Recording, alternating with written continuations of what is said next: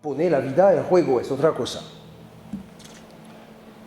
Insisto sobre la función del síntoma en esta época higienista, en la que en los manuales de psiquiatría contemporánea toda formación sintomática se reduce a un simple trastorno. Por ejemplo, un trastorno del comportamiento, con el fin de alienar el problema en un esquema medical, biológico o cognitivo. Ahora bien, el síntoma merece una reflexión clínica para orientar una estrategia terapéutica que tenga en cuenta al sujeto que ha instalado dicho síntoma. Este tiempo de cálculo se pone en juego en nuestra práctica en el transcurso de lo que Lacan llamó las entrevistas preliminares. No se empieza un análisis de cualquier manera, ¿no? Hay que localizar siempre las dificultades que alimentan la queja, aquella que puede ser elevada a la dimensión de síntoma, antes de entrar de lleno en la cura analítica. En el fondo, no es suficiente tener un sufrimiento para tener un síntoma analítico, y cuando el síntoma finalmente se identifica y se formula, entonces se trata de ponerlo a trabajar y no de suprimirlo demasiado deprisa por las razones que acabamos de decir. Para que haya síntoma, hace falta que el sufrimiento no enmascara el grado de implicación del sujeto como artesano de su propio síntoma. A veces es muy difícil obtener un resultado previo a la cura. Es lo que Lacan llama la rectificación subjetiva de las relaciones con lo real. Y es particularmente problemático con los niños que sus padres traen a la consulta. A menudo esos sujetos se encuentran mal, como en el caso del niño del que le acabo de hablar, pero no tienen síntomas que como tales puedan apropiarse. A veces incluso ni siquiera sufren. El problema hace sufrir sobre todo a los padres o al otro social. En octubre de 1969, el doctor Lacan redacta una famosa carta conocida con el título Notas sobre el niño, que envía a la señora Jenny Aubry, una de las pioneras del psicoanálisis con niños. Se aborda ese problema preciso. Lacan señala que el síntoma en el niño puede representar, dice él, la verdad de la pareja familiar. Y Lacan añade, ahí está el caso más complejo, pero también el más abierto a nuestras intervenciones. Dicho de otra manera, la rectificación subjetiva es difícil de conseguir, ¿cierto? Pero es lo que hace posible la empresa analítica. ¿Qué significa esa observación de Lacan? El niño, en su disfunción, no tiene síntoma porque él mismo es el síntoma de lo que no funciona entre los padres. El niño es el síntoma del otro. Y ser un síntoma no es lo mismo que tener un síntoma. Y por ese motivo las entrevistas preliminares con el niño duran bastante tiempo, el tiempo necesario para dejar surgir un síntoma que lo divida y que a menudo tiene poco que ver con las razones por las cuales al principio lo trajeron los padres.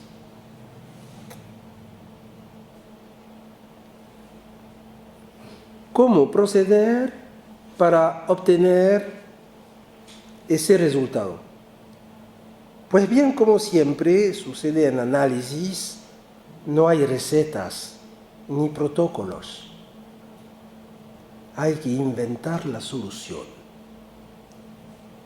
El acto analítico es, en ese sentido, una potente palanca, pero esta práctica está en las manos inventivas del analista en el caso por caso, según las contingencias del momento. Y en este asunto tenemos que maniobrar con la contingencia, no hay que fallarla. Freud dice, el león salta solo una vez. Para ilustrar lo que estoy diciendo, ahora examinemos un caso tomado de mi práctica de gabinete. Se trata del niño de 8 años que verdaderamente no quería, como se dice, ir a ver a nadie. Quería que lo dejaran en paz, nada más. Y tengo que decir que llegó en mi consulta con recelo, sino con hostilidad.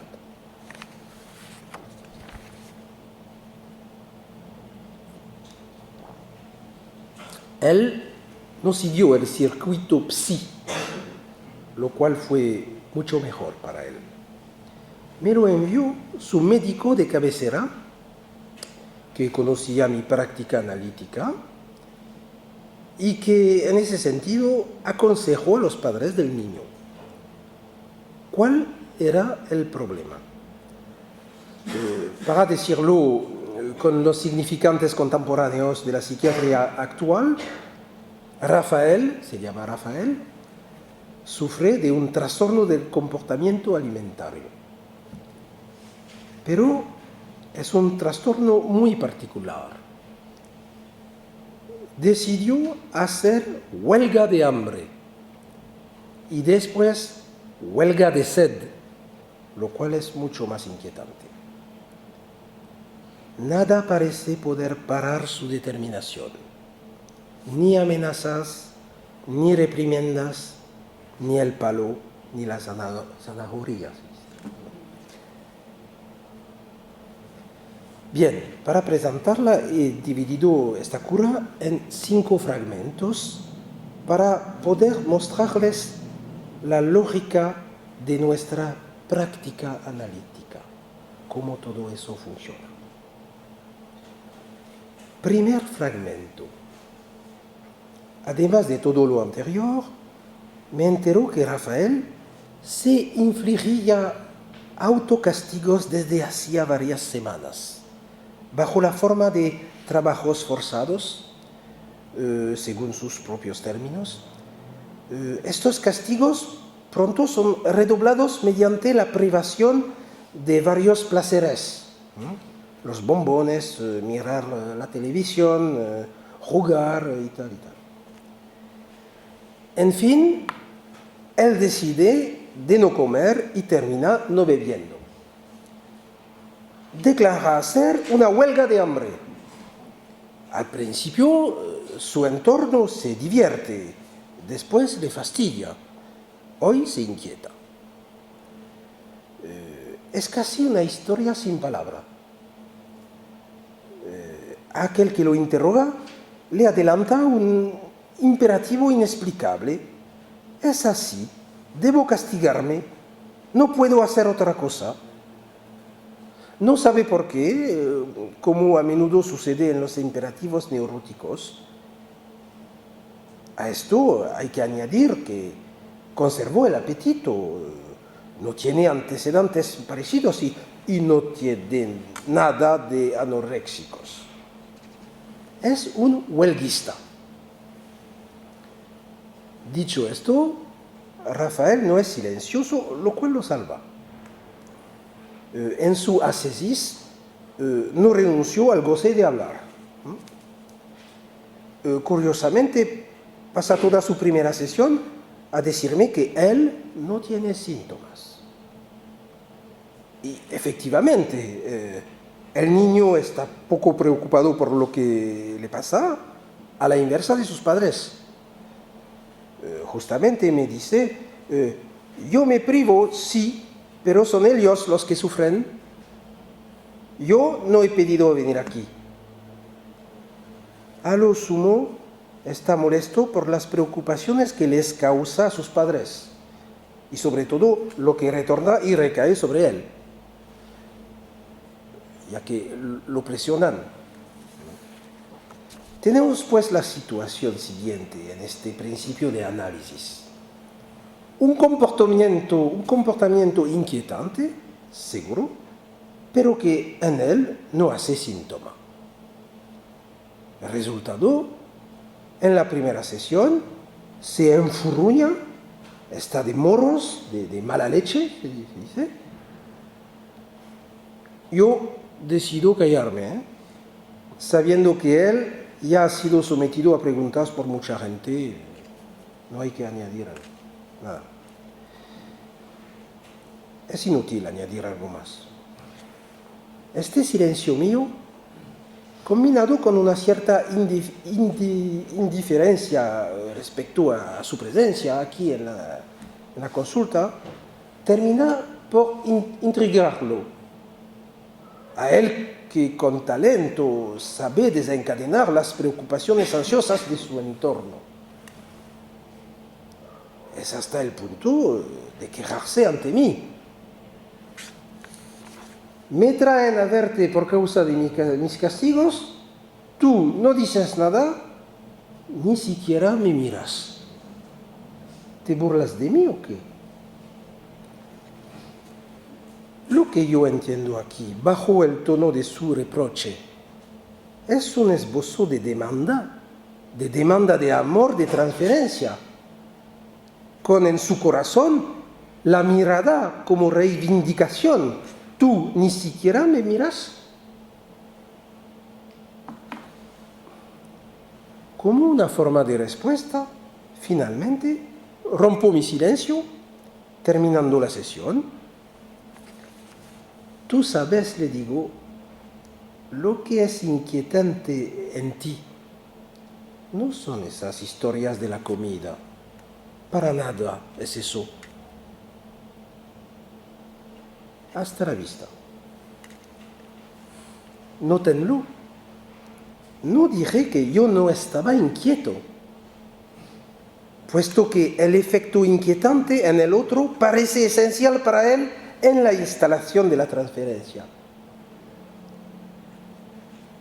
En efecto, él funciona con una lógica como: si tú te inquietas, es que me prestas atención y yo te pido este reconocimiento.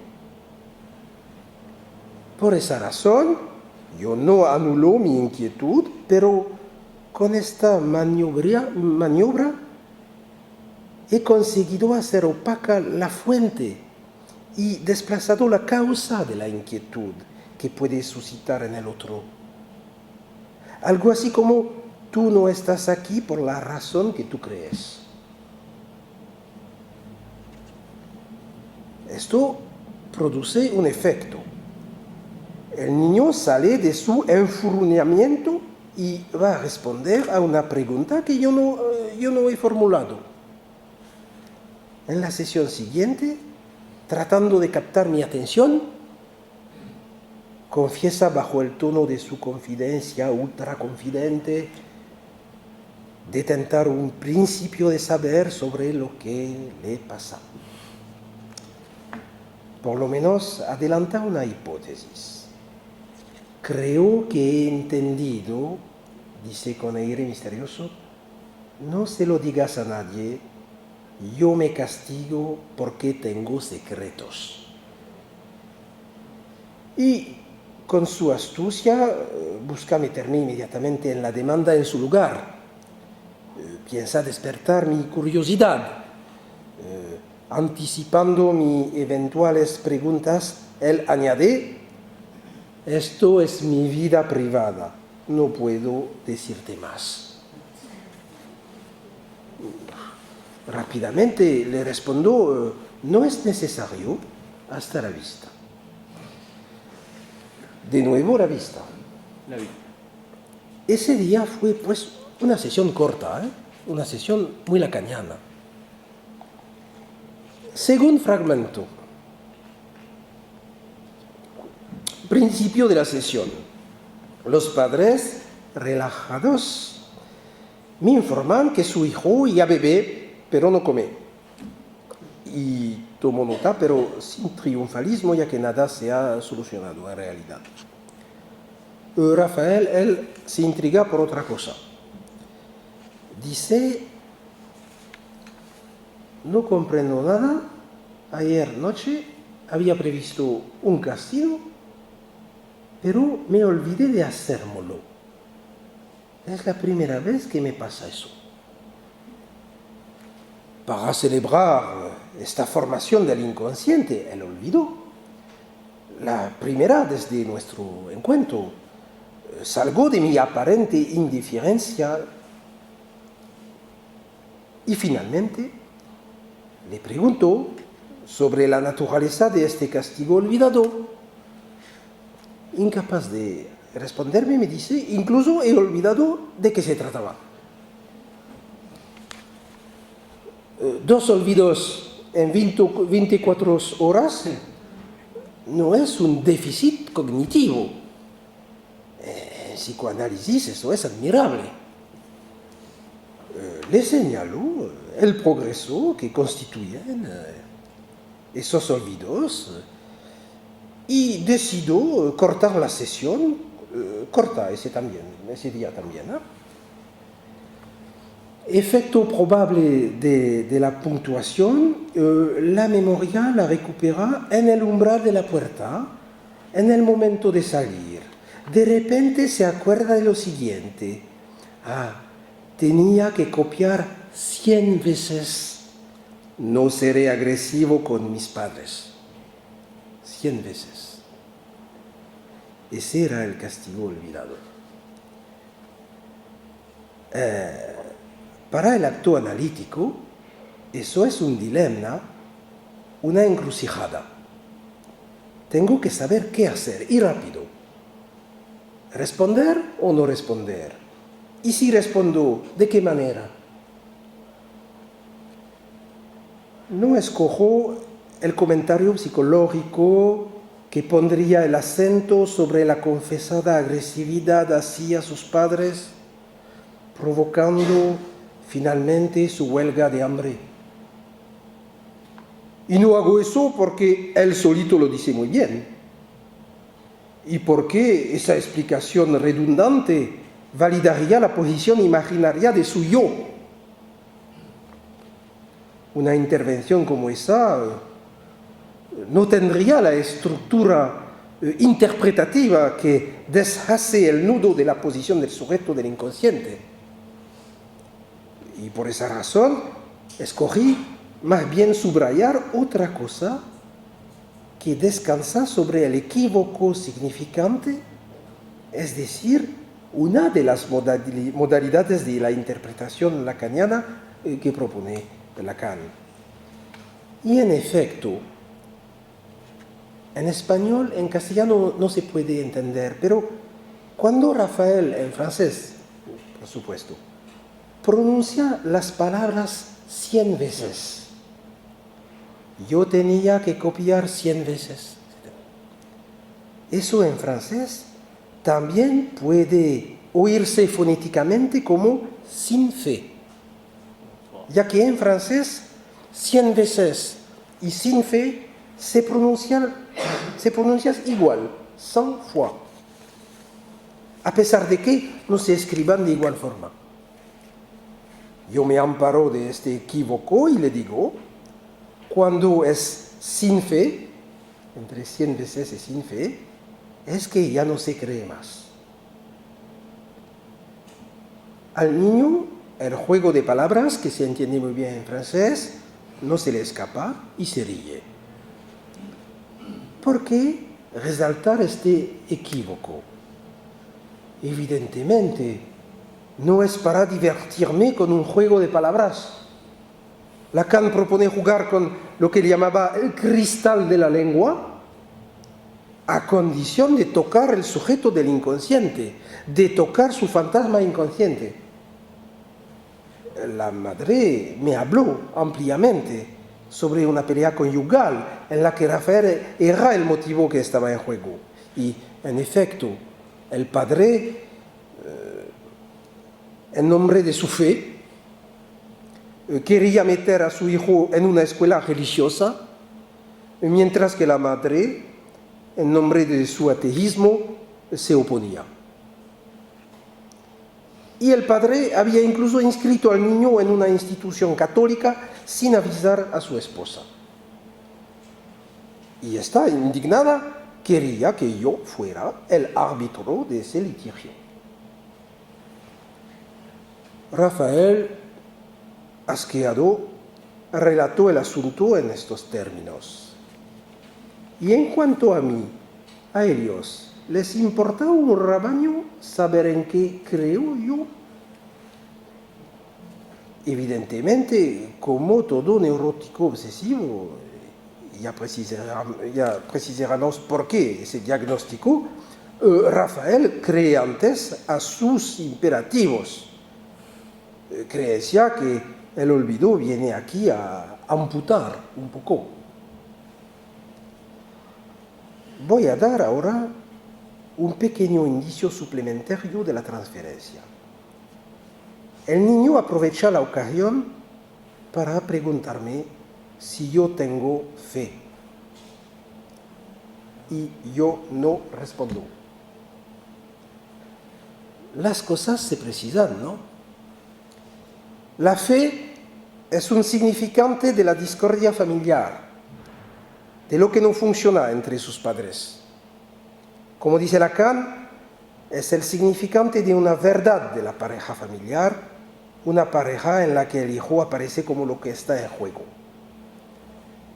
La interpretación que subraya el equívoco entre 100 veces y sin fe es permitida por el niño a partir de su olvido relativo.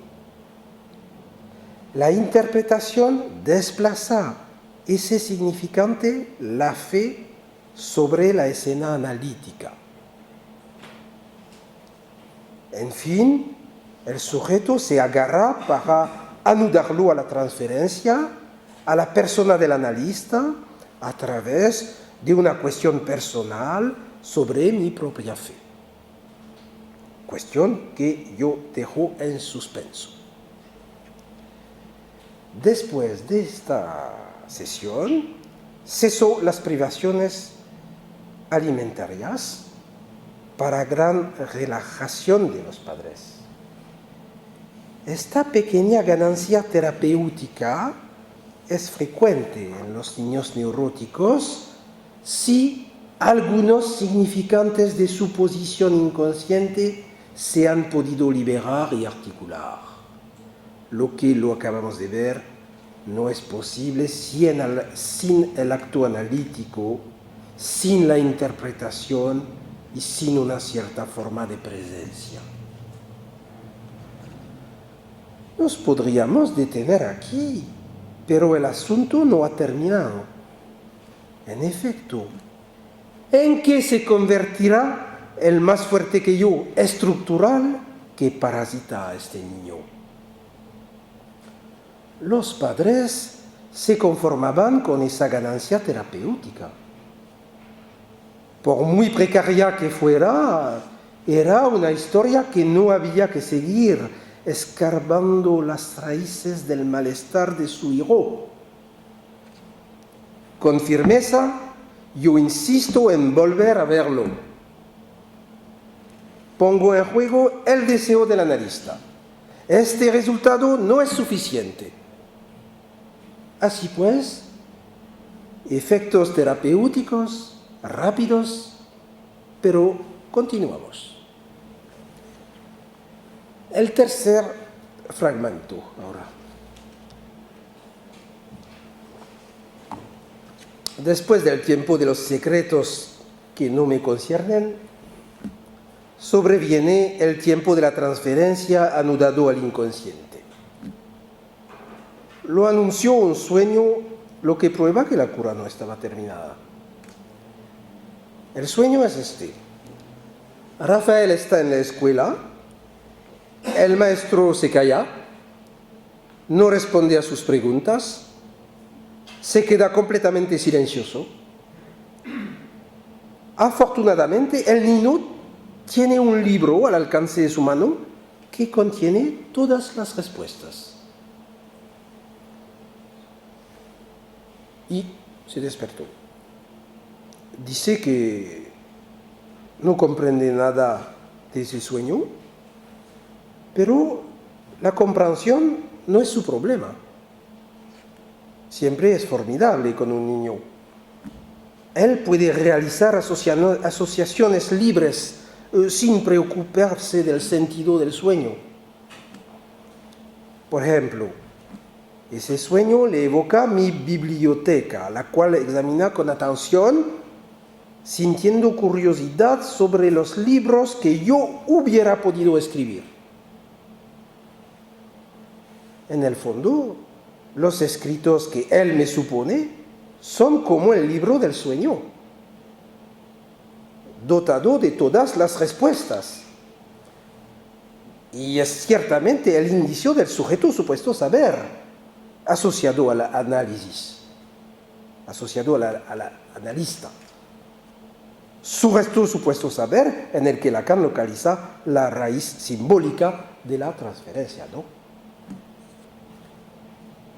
No es extraño asistir en Siga a una manifestación de la dicha transferencia. Su interés se desliza hacia mi persona, después hacia mi vida privada. Finalmente, está preocupado por saber si yo quiero a mis hijos. Y me lo pregunta justo después del sueño. Curioso pero educado, se mantiene prudente, viéndose en la necesidad de precisar. No estás obligado a responderme. Bien, ¿qué hacer? Aquí justamente decido responder. Es decir, interpretar en la medida en que el sueño está anudado a la transferencia con el analista. En análisis se trata de responder en la transferencia una vez que se tiene localizada su instalación. Y en este caso le señalo que viene de decirme, no estás obligado de responderme. Le señalo que es lo que ocurre en su sueño. El otro, bajo la figura del maestro de la escuela, no le responde. A través de esta observación, le respondo, pero sin responder directamente a su pregunta. ¿Te gustan tus niños? Escojo responderle para no ser asimilado a ese maestro de escuela silencioso que en el sueño no le responde. Dicho de otra manera, el analista no se sienta en el sillón del maestro del saber, en el cual el joven analizante intenta instalarlo, suponiéndole ser el autor del libro que contendría todas las respuestas.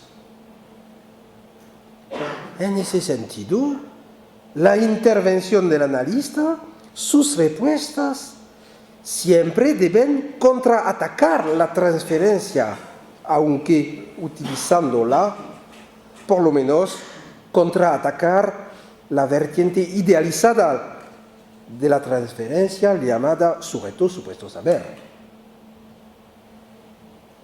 El analista no tiene que tomarse por el maestro del saber, ya que finalmente es el pequeño Rafael el que tiene las claves epistemológicas de su síntoma, nadie más. Por otra